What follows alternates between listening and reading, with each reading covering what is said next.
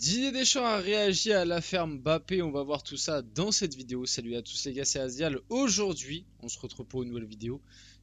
On va revenir sur les mots de Didier Deschamps parce que oui, hier après le match, du coup au moment où est sorti un petit peu toute cette histoire, au moment où il y a eu tous les relais médiatiques, bien évidemment qu'on a posé la question à Didier Deschamps par rapport aux accusations qui touchent Kylian Mbappé. Je le dis, je le répète, à l'heure actuelle, on reste sur le grade de suspicion le plus bas par rapport au droit, au droit pénal suédois, pardon. Donc on se calme, on n'a pas les tenants et aboutissants de tout ça.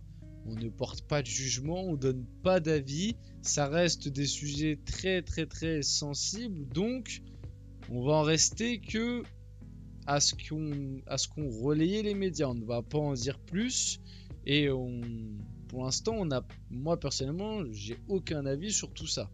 Et je pense que ça doit être le cas pour tout le monde. Il n'y a pas d'avis à avoir par rapport à ça, puisque on n'en sait pas plus à l'heure actuelle. On a posé la question à Deschamps. Il y a répondu. On va voir ce qu'il a dit. En vrai, sa réponse est plutôt juste. On va en parler. Avant que la vidéo commence, n'hésitez pas à la liker, à commenter, à partager et à vous abonner. Ça fait toujours plaisir et ça aide pour le développement de la chaîne. Et nous, on va y aller directement. Donc la réponse de Didier Deschamps. Donc Didier Deschamps réagit autour des rumeurs. Oui, aussi c'est important de le rappeler. Ça reste que pour l'instant le stade de rumeurs relayées par des médias. Il n'y a pas de réel truc approuvé, etc. C'est important de le dire. Didier Deschamps réagit autour des rumeurs sur Kylian Mbappé et son escapade à Stockholm. Et du coup, les accusations, malheureusement. Enfin, malheureusement, on n'en sait rien, mais voilà. En ce moment, ça sort de partout, n'importe comment. Info, intox, je ne sais pas. C'est difficile. Il est suffisamment grand pour communiquer. On a un environnement qui est très négatif. Il faut faire attention quand vous reprenez des choses. Je ne vais pas dire que je sais, parce que je ne sais pas. Il vaut mieux prendre du recul avant de sortir quoi que ce soit.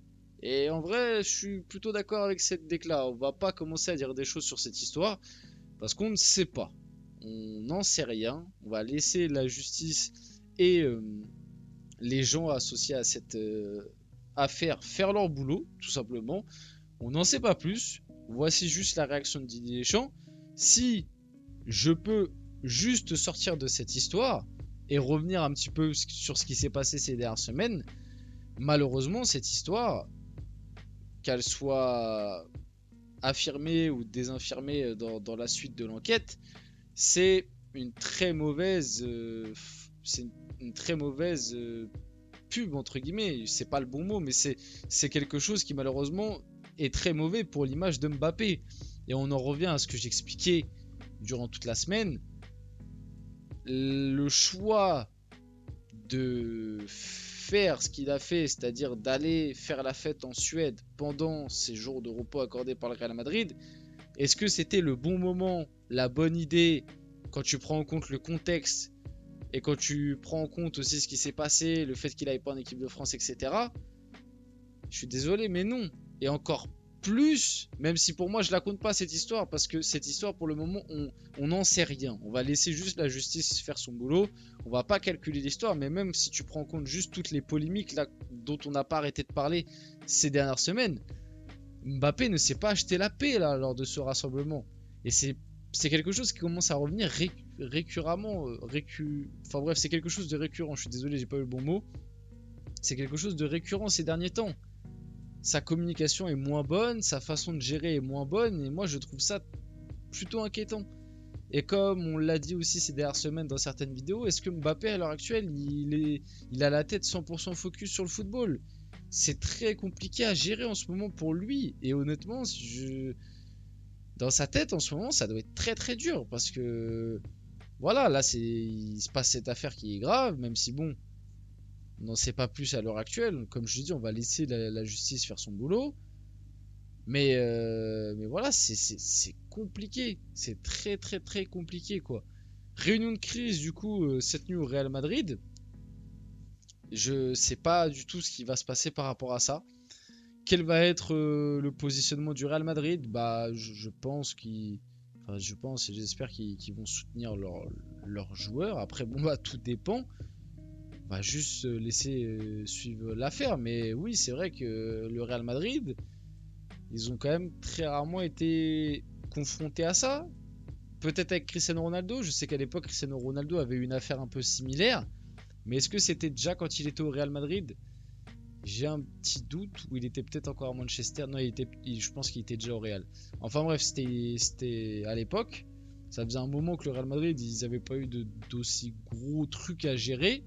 J'ai vu un truc passer, mais peut-être que j'en reparlerai dans une prochaine vidéo. Comme quoi, il y a un spot publicitaire là déjà pour Adidas qu'ils ont sorti, qu'ils ont supprimé Mbappé du truc.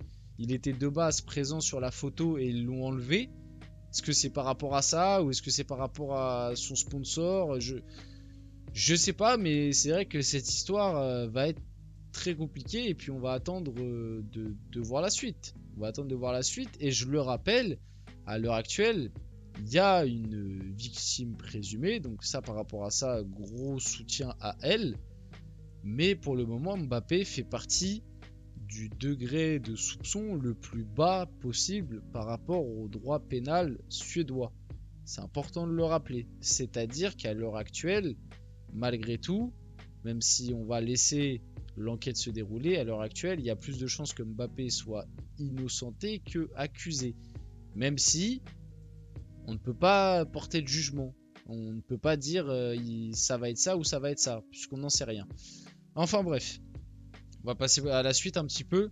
En plus de ça, Kylian Mbappé hier avait mis une petite story Instagram présent devant le match. Je pense qu'il n'aurait pas pu faire cette story Instagram jeudi soir. Hein. Je pense qu'il n'était pas forcément présent devant le match. Donc voilà par rapport à ça. On passe du tout. Puisque dans cette vidéo j'avais prévu aussi d'autres actus sur l'équipe de France. Par rapport à Ousmane Dembélé, où on lui a posé deux petites questions. D'abord sur Antoine Griezmann. Donc Ousmane Dembélé avait prévenu Griezmann sur son numéro. Antoine, si tu raccroches en sélection, je vais prendre ton numéro 7. Il l'a bien pris.